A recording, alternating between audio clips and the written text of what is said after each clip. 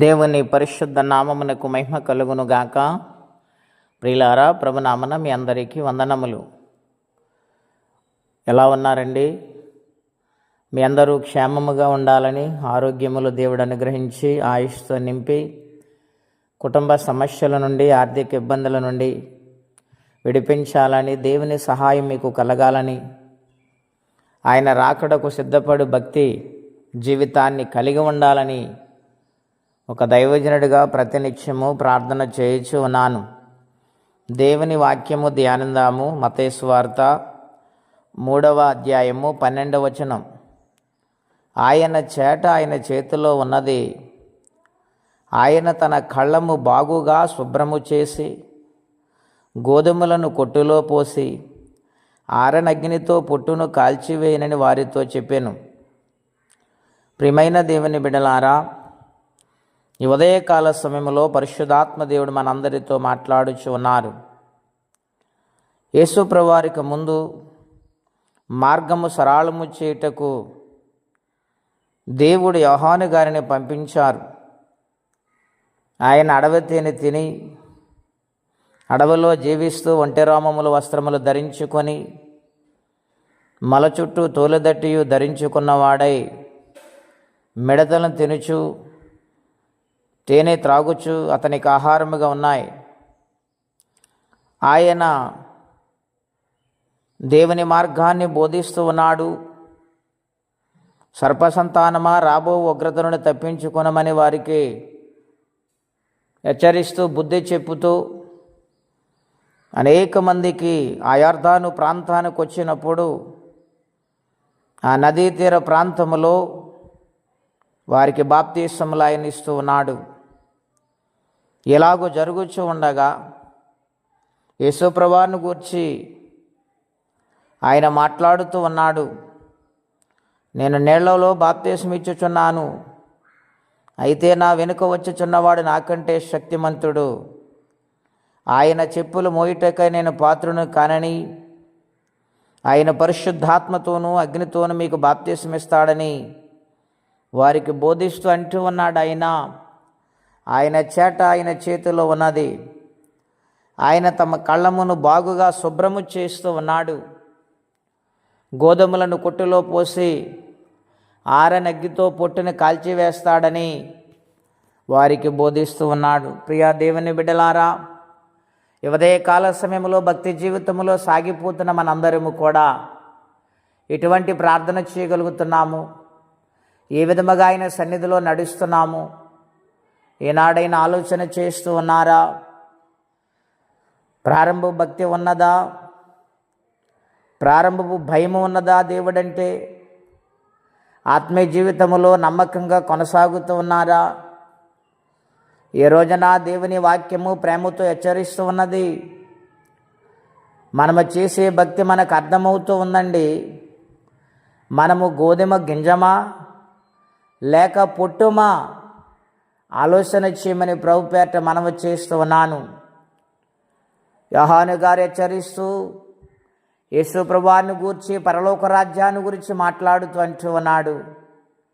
గోధుమలు కొట్టులోనికి వెళతాయి, పొట్టు ఆరిన అగ్నిలోనికి వెళుతూ ఉంది. అవును ప్రియులారా, గింజగాని ఉండగలిగితే క్షేమకరమైన స్థలములోనికి వెళతావు. కొట్టెలో గోధుమలు భద్రము చేయబడతాయి. పొట్టయితే బయటకు తుడిచివేసి ఆరిన అగ్నితో కాల్చబడుతుంది. కనుక పొట్టు లాంటి భక్తి మనము చేయకూడదని, గోధుమ గింజ లాంటి భక్తి మనము చేయాలని ఈరోజు తెలుసుకోవాలి. దేవుని బిడ్డలారా, చాలామంది ఆరంభములో మంచి భక్తే చేస్తారండి. రాను రాను దేవుడు ఆశీర్వదించిన తర్వాత దేవుని సన్నిధిలో నడుస్తూ ఉండగా తెలియని గర్వము, దేవునికి దూరమైపోవటం, ఆచారమైన భక్తి, ప్రార్థన చేస్తున్నామని అనుకుంటాము కానీ దేవునికి దూరం అయిపోతున్నామేమో ఆలోచన చేయమని ప్రభు పేరట మనవి చేస్తూ ఉన్నాను. ఈనాడు మన జీవితాల్లో దేవుని కార్యాలు చూడలేకపోతున్నామంటే కారణం ఏమిటండి? ఒకప్పుడు ప్రార్థన చేస్తే మనసుకు ఆదరణ కలిగేది, మనసుకు నెమ్మది కలిగేది, కుటుంబ పరిస్థితులు మారేవి, కుటుంబములు సమస్యలను విడుదల పొందేవారము. దేవుని మాట వింటే భయముతో భక్తితో బ్రతికేవారము. ఇప్పుడు ఎలా ఉందా భక్తి? కనుక గోధుమ గింజ వలె ఉంటే దేవుని కార్యాన్ని చూస్తాం. దేవుని దగ్గరకు వచ్చి యేసయ్య అంటూ ఉన్నారు, నాయనా గోధుమలతో పాటు గుళుకలు కూడా వస్తున్నాయి, వాటిని వేరుపరచమంటావా అని చెప్పినప్పుడు, లేదు లేదు, అవి వేరుపరచుటకు ఈ వేరులో ఆ వేరు కలిసి ఉన్నాయి గనుక దీనికి ఇబ్బంది అవుద్దేమో గనుక రెండు కలిసి పెరగనై, సమయం వచ్చినప్పుడు నేనే వేరు చేస్తానని దేవుడు వాగ్దానము చేస్తూ ఉన్నాడు. అవును, అంచె తీర్పులో ఆయన సింహాసనాసీనుడై కూర్చున్నప్పుడు మహా తీర్పు జరుగుతూ ఉంది గనుక 2 కొరింథీ పత్రిక 5:10 చెప్పినట్లుగా మనము చేసే క్రియలు, మనము చేసే పనులు అవి మంచివైతే మంచి స్థితిని కలుగజేస్తాయి, చెడ్డవైతే తీర్పుకు గురి చేస్తాయి. గనుక గింజవలె ఉండుటకు ప్రయత్నము చేసి గింజవలెని బ్రతకాలి, గోధుమ గింజవలే జీవించాలి. పొట్టు వల్ల ఉంటే ఏమాత్రం మంచిది కాదని దేవుడు హెచ్చరిస్తూ ఉన్నాడు. గనుక ఎవరి ఘట్టము వారు కాపాడుకోవాలి, ఎవరి భక్తి వారు కాపాడుకోవాలి. దేవుని కొరకు నమ్మకంగా జీవించి ఆయన రాజ్యాన్ని సంపాదించుకోవాలి. అటువంటి తీర్మానం ప్రతి ఒక్కరు కలిగి ఉండాలని ప్రభు పేరట మనవి చేస్తే మాటలు ముగిస్తూ ఉన్నాను. ప్రార్థనండి. అత్యంత కృప కలిగిన దేవా, మహోన్నతమైన మీ నామము కొరకై వందనములు. ఈరోజు ప్రత్యేకంగా మాతో మాట్లాడుతూ వచ్చి ఉన్నారు. గోధుమ గింజవా పుట్టువారిని ఆయన హెచ్చరిస్తున్నావు. అయా నాయన మాటలు ఆడుతుంటేనే మాకు భయం కలుగుతుంది. అయా మా లోటుపాటులు సరిచేయండి.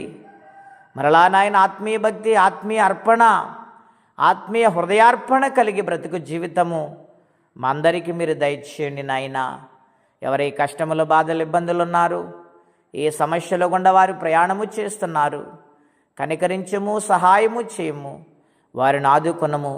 ఈ దినము దీవెనకరంగా మార్చమని, తోడుగా ఉండమని రక్షణకర్త అయిన యేసుక్రీస్తు వారి పుణ్యనామములో ప్రార్థించి అడిగి పొందినాము తండ్రి.